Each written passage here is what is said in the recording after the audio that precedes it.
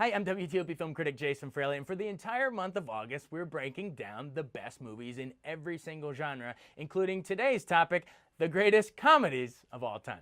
Now, in putting together the best comedies list, I wanted to make sure we represented different eras throughout the history of comedy because funny bone tastes change and we wanted to represent them all. So you'll get movies that maybe your grandparents or great-grandparents watch, like the Marx Brothers in Duck Soup. We'll also get movies like The Odd Couple, which was Walter Matthau and Jack Lemmon long before they were grumpy old men, and other movies like Jerry Lewis and The Nutty Professor, which of course inspired Eddie Murphy to do it later. Now, speaking of Eddie Murphy, we also get movies that maybe our parents' generation watched, like Beverly Hills Cop. You'll also get the Caddyshacks and Animal Houses and all the staples that our parents still quote and laugh to this day, and by extension, they showed us and now we love them as well. And then, of course, I also wanted to represent the movies of our lifetime. You know, movies that maybe hit Generation X and Generation Y, the millennials.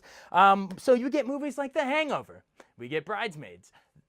Wedding Crashers, movies that, you know, Dumb and Dumber, stuff that we quote from our generation because, let's face it, those will be the classics of tomorrow. What makes a great comedy is so hard to describe because everyone has different tastes, and it ultimately, a lot of times, comes down to your taste of highbrow comedy versus lowbrow comedy. That is to say, there's a very fine line between stupid and geniusly stupid hilarious, which I think movies like Dumb and Dumber and Steve Martin in The Jerk fit into the geniusly stupid category. I mean, nothing is funnier than Steve Martin at the gas station getting shot at by a sniper, and he says, "Oh my God, he must hate these cans." Or Jim Carrey coming out of the 7-Eleven saying, "Oh, big gulps, huh? All right.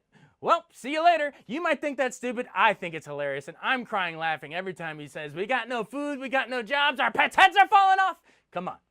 But also, we also have to have some highbrow comedies in here too. So that's where we get maybe some more called indies, like maybe, you know, maybe not aren't mass appeals, but, you know, The Big Lebowski, or British humor like Monty Python and the Holy Grail, or maybe other movies like This Is Spinal Tap. You know, some of those maybe aren't as broad of comedies, but they are so beloved and maybe a little more highbrow, but still important. Now, in addition to it just being flat out funny, we also factored in the pop culture impact of these movies. So, for instance, Ghostbusters has to be on the list. I mean, everyone knows that Ray Parker Jr. song and the proton packs and Don't Cross the Streams and getting slimed and all of that. That had to be on there. And that also goes for Animal House. People wear that college sweatshirt that John Belushi wears all the time, still on college campuses today. The same goes for Caddyshack. Everyone still quotes that movie with the Cinderella story about to become the Masters champion. And then from our generation, probably the biggest pop culture one, Austin Powers. Everyone quotes Mojo and Yeah Baby and Mini-Me and all those Dr. Evils and Who Does Number 2 Work For?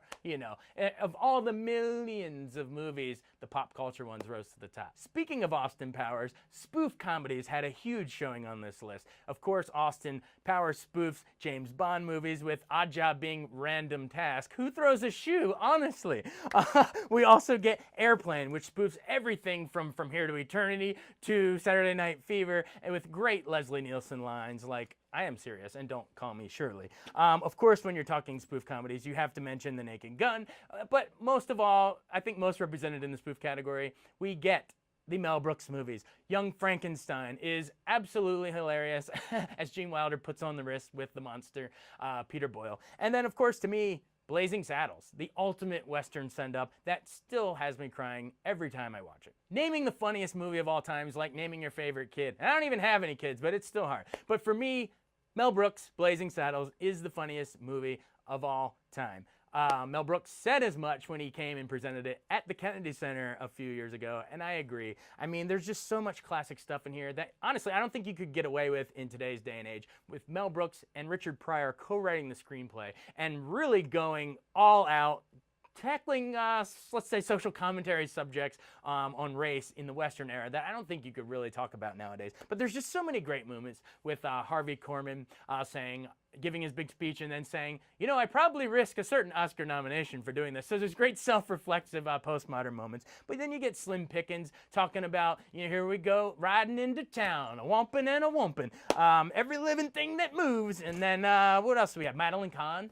Come on, doing her little voice. I'm so tired of playing the game. Mel Brooks making an appearance with his little paddle ball. These things are warped. The wood's warped. Cleavon Little. And, of course, to me, Gene Wilder as the Waco Kid is the best part of this movie. He's a drunk, but my favorite line is he says, "Look at this, my gun hand, steady as a rock."